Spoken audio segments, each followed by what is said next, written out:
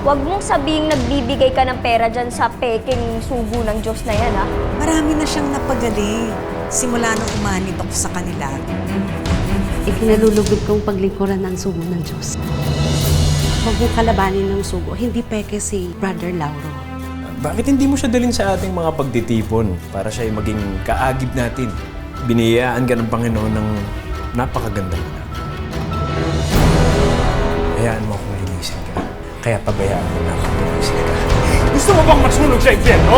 Ha, Kara? Gusto mo bang masunog sa impyerno? Himala, online na raw, pero ang tinatawag na propeta, kapahamakan pala ang dala.